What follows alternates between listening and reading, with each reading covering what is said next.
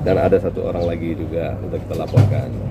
Jadi karena klien saya merasa terusik, dirugikan, maka beliau sebagai warga negara yang baik mengambil langkah hukum dengan menempuh jalur membuat laporan kepolisian.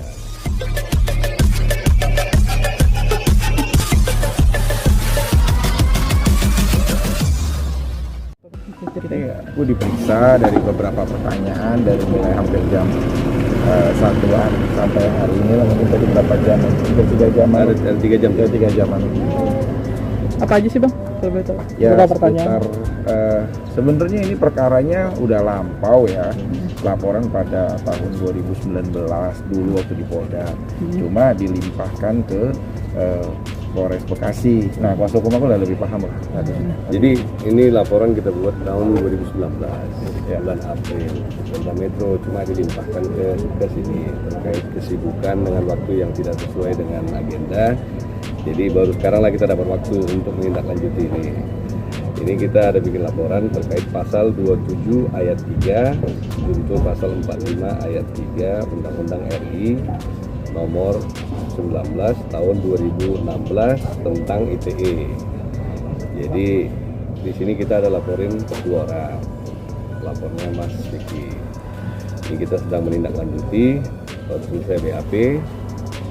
Setelah ini mereka akan mulai memanggil pihak saksi dari kita, baru nanti lanjut pada pihak yang terlapor.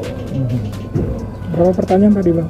Ya, Berapa pertanyaan? ada sekitar 25 pertanyaan.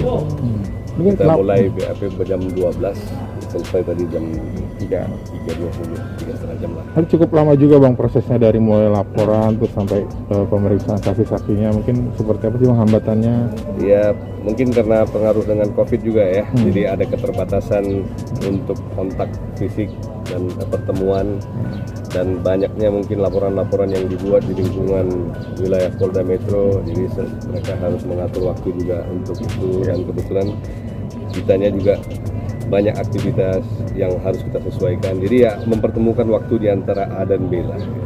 Bang sedikit, ini kan udah lama banget, mungkin flashback ada pemirsa juga yang belum ini. Seperti apa kronologinya gitu sampai akhirnya terjadi laporan? Kronologinya ya waktu itu Mas Vicky mencalonkan diri sebagai anggota legislatif ya.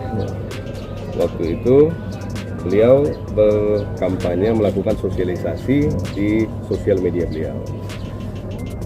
Melihat ini ada beberapa orang yang memberikan komentar yang kita rasa ya tidak elok dan tidak layak banget lah untuk orang dewasa yang paham hukum.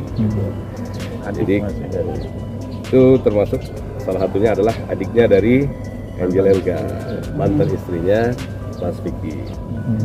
Dan ada satu orang lagi juga untuk kita laporkan.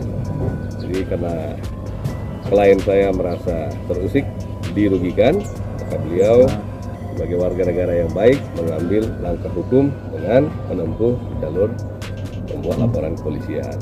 Dalam perjalanan ini sempat ada upaya kekeluargaan atau Belum. Ya, berarti lanjut ya Mas Vicky, maksudnya udah walaupun prosesnya lama tetap lanjut untuk memprosesnya. Ya lanjut, karena sebagai warga negara yang baik ya kita harus lanjut ya. Ajan. Ya.